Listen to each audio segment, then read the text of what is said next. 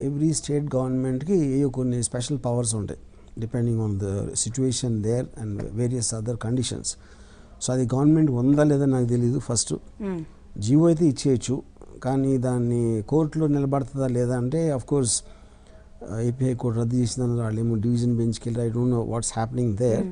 So but those things I generally don't follow.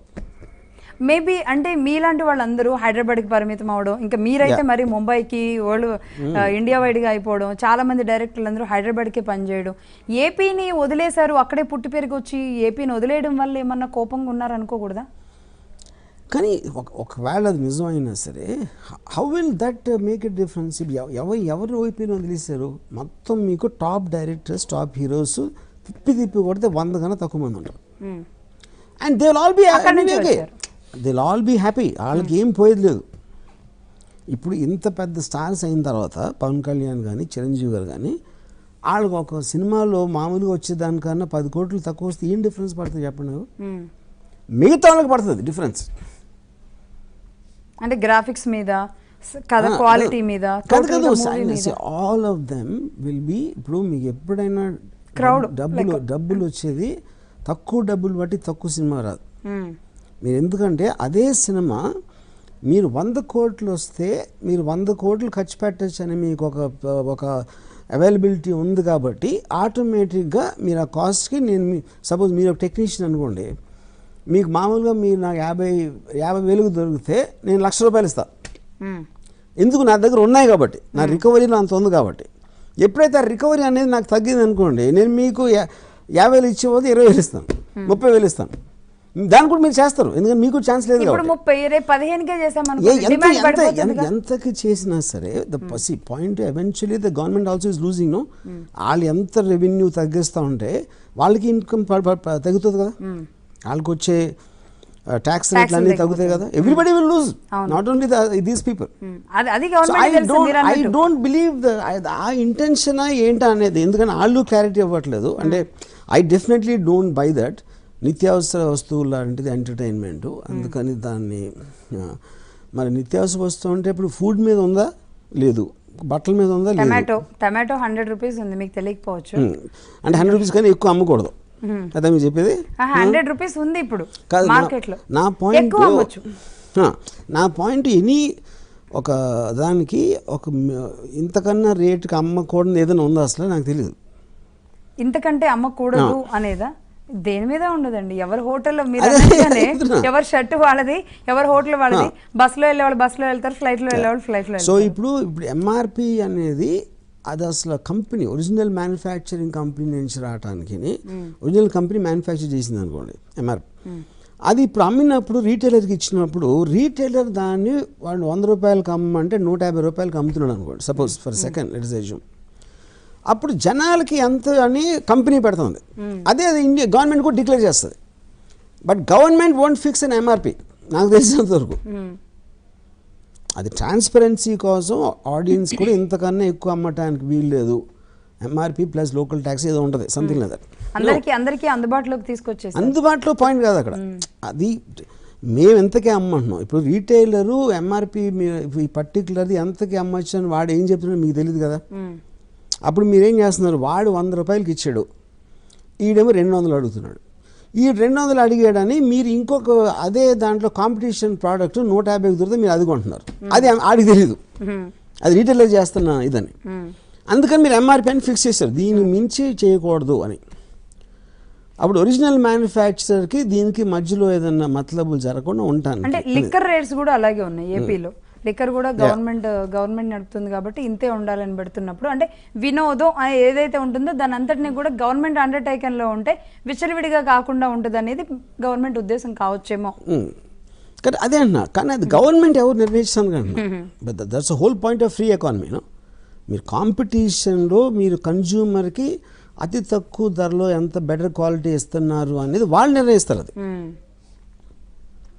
ఇప్పుడు బాహుబలి లాంటి cinema మీరు 1000 రూపాయలు పెట్టి కొనవచ్చు, ఇంకో సినిమా ఏదో మీరు 10 రూపాయలు కూడా కొనకపోవచ్చు. అది వాడికున్న ఇంట్రెస్ట్ ఆ ప్రోడక్ట్ మీద, దాని మీద ఉంటుంది అది. కానీ ఇప్పుడు ఆర్జీవి గారు సందర్భం వచ్చింది కాబట్టి నేను అడిగాను కాబట్టి ఈ మాట చెప్పారు. బట్ ఎందుకు తెలుగు డైరెక్టర్స్ కానీ నిర్మాతలు కానీ ఎందుకు గట్టిగా వచ్చి మాట్లాడలేకపోతున్నారు? నిన్న దిల్ రాజు గారు మాట్లాడారు, ఇన్ని నెలల నుంచి సాగుతుంది సమస్య, నాది వచ్చినప్పుడే మాట్లాడుకుందాం అనే ధోరణిలో ఎందుకున్నారు? That is generally typically most of the ఇప్పుడు యూనిటీ ఉండదు అని 100 సంవత్సరాల నుంచి మాట్లాడుతున్నాను. అది ఎందుకు ఉండదంటే ఎవ్రీబడీస్ ఇప్పుడు నేను అస్సలు పట్టించుకోను, ఎందుకంటే ఫైనల్గా జరిగేది జరుగుతుంది. నేను దాంట్లో I don't want waste my time. ఇందాక ఇంకోటి చెప్పాను మీకు ఫైనల్గా ఫిల్మ్లో వచ్చిన క్వాలిటీకి మీకు రెవెన్యూ దానికి అసలు ఏమి సంబంధం ఉండదు. That much I tell you. Revenue కూడా ఇప్పుడు ఇందాక చెప్పాను కదా, ఇప్పుడు మీకు ఒక సినిమాకి 100 కోట్లు రికవరీ ఉందనుకుంటే మీరు 90 కోట్లు ఖర్చు పెడతారు. అదే సినిమాకి 50 కోట్ల రికవరీ ఉంది అని అంటే 49 అయిపోతుంది. సేమ్ క్వాలిటీ వస్తుంది, ఎందుకంటే మీ ఇచ్చే వాళ్ళు అందరికీ తగ్గించేస్తారు. అది అంతకన్నా ఏమవుతుంది అక్కడ. కాబట్టి ఇక్కడ కొడితేనే అక్కడ స్విచ్ ఆన్ చేస్తేనే ఇక్కడ ఏదో అవుతుంది. కానీ ఇక్కడ fundamental issue is not that. Fundamental issue is how the government interferes in a private transaction. వాళ్ళకు వచ్చిన కట్ వాళ్ళకి వస్తుంది, అదొకటే వాళ్ళు చూసుకోవాల్సింది. ఈ ట్రాన్సాక్షన్లో వాళ్ళకు వచ్చిన ట్యాక్స్ కరెక్ట్గా వచ్చిందా లేదని. కానీ reduction of A private establishment అనేది అసలు I'm unable to understand that. But ఇదే విషయాన్ని ఎందుకు అంటే కలిసికట్టుగా ఉండడం లేదా అందరూ ఉండడం, సరే ఇదంతా పక్కన పెడితే ఎవరి కాళ్ళు ఇండివిజువల్గా ఒక ట్వీట్ చేయొచ్చు కదా, ఎందుకు తెలుగు పరిశ్రమలో ఇంత వీక్గా ఉన్నారు అనేది. అక్కడ దాంట్లో ఒక element, lot of people don't want to get into controversies, lot of people don't want get into conflicts. ఎవరైతే పెద్ద వాళ్ళని మీరు అంటున్నారో వాళ్ళందరికీ అసలు అవసరం లేదు దీని గురించి మాట్లాడటానికి. ఫస్ట్ ఆఫ్ ఆల్ నేను అదే చెప్తున్నా, అసలు వాళ్ళ కోసం ఫైట్ చేయడానికి పొలిటికల్ లీడర్స్ అందరూ ముందుకు రారు కదా. There all business people, artist. And ఈ పర్టికులర్ ఇష్యూ ఏదైతే ఉందో ఎవెన్చువల్గా ఇప్పుడు ఎవరికి తగ్గుతుంది ఫైనల్గా? ఎగ్జిబిటర్స్ ఒకటే తగ్గుతుంది. ఎగ్జిబిటర్ కరెక్టే. డిస్ట్రిబ్యూటర్ ఈజ్ ఇప్పుడు ticket price direct is about exhibitor. అక్కడి నుంచి ఎంత వస్తే అదే వస్తుంది డిస్ట్రిబ్యూటర్కి, ఆ డిస్ట్రిబ్యూటర్ నుంచి ఎంత వస్తే వీళ్ళకి అదే వస్తుంది. All that is correct.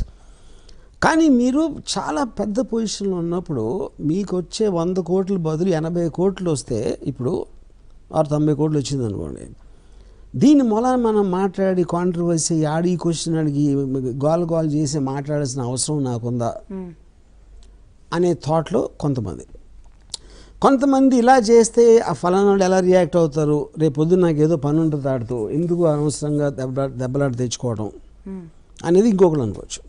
I'm only speculating for them. ఇది వాళ్ళ థాట్ అని నేను చెప్పట్లేదు. యూనో, ఫర్ ఎగ్జాంపుల్ నా థాట్ ఒకటి నేను చెప్పగలుగుతాను, నాకు అసలు it doesn't make a difference. అదే వర్మ గారికి ఎవరితో ఏం అవసరం ఉండవా, మరి ఏది ఉంటే అది చెప్పగలుగుతారు. అదే నా ఇష్టం అది. I believe in that. ఇప్పుడు కూడా నేను ఎగ్జాక్ట్లీ ఏపీ గవర్నమెంట్ ఇంటెన్షన్ నాకు అర్థం అవ్వలేదు. I'm not saying it's bad, I don't understand అని చెప్పిన. The logic what that telling common మ్యాన్కి అందుబాటులో ఉండాలి అనే లాజిక్ మాత్రం I don't buy it. That doesn't make sense to me. ఇదేమన్నా బంగారం ధరలు తగ్గినట్టుగా, బంగారం ఇంత తగ్గింది అనగానే మన అందరూ ఇంట్లో నుంచి గబగబ డబ్బులు తీసుకొని వెళ్ళి చూసినట్టు ఏమి థియేటర్లకి పరుగులు పెట్టరు. అదొక్కటి చాలు. ఇంకో ఆస్పెక్ట్ ఏంటంటే, ఇప్పుడు ఎక్కడైనా మీరు ఒక కన్జ్యూమర్, ఒక జనరల్ పబ్లిక్ కంప్లైంట్ చేశారు అనుకోండి, కంప్లైంట్ చేసినప్పుడు గవర్నమెంట్ రియాక్ట్ అవ్వచ్చు. ఇలాంటి పబ్లిక్ ఇష్యూ ఉంది, ఎందుకంటే government is working for the people. ఒక పర్టికులర్ సెక్టర్ ఇలాగా ఇబ్బంది పడుతుంది దీనివల్ల అని. ఇక్కడ ఎవరు వెళ్ళి చెప్పుంటారు అసలు మాకు టికెట్ ధరలు ఎక్కువైపోతున్నాయి, సినిమా చూడలేకపోతున్నాం అని. అది ఎవడన్నా పిల్లి వేసాడా? అసలు ఎవడన్నా ఇల్లు అడిగాడా? నేను ట్వీట్లో కూడా చూడలేదు ఎక్కడ టికెట్ ప్రైసెస్ ఎక్కువ అవుతున్నాయి, పాప్కార్న్ ప్రైసెస్ ఎక్కువ అవుతున్నాయి ట్వీట్స్ చూసినామండి. చాలా థియేటర్స్ లో పాప్కార్న్ తినలేకపోతున్నామని చాలా మంది కొన్ని ట్వీట్ చేశారు. కాస్త కూస్తే ఇంకా కాన్సంట్రేట్ చేస్తే పాప్కార్న్ మీద కాన్సంట్రేట్ చేస్తే బాగుంటుంది. మీరు కోరికలు కోరటం ఏమన్నా కోరచ్చు. ఇప్పుడు నేను రాజమౌళి, ఇది మన RRRలో వచ్చిన డబ్బంతా ఉట్టి రాజమౌళి లేకపోతే ప్రొడ్యూసర్ తీసుకోకుండా మేము హిట్ చేసాం, మా డబ్బులు కూడా ఉన్నాయి కాబట్టి ఇన్వెస్ట్మెంట్ మాకు ప్రాఫిట్ ఏమన్నా అనొచ్చు. ఎవడన్నా ఏదైనా మాట్లాడచ్చు, మాట్లాడటానికి ఏముంది, నోరు ఉంటే మాట్లాడచ్చు. కానీ the point is it is an inform transaction.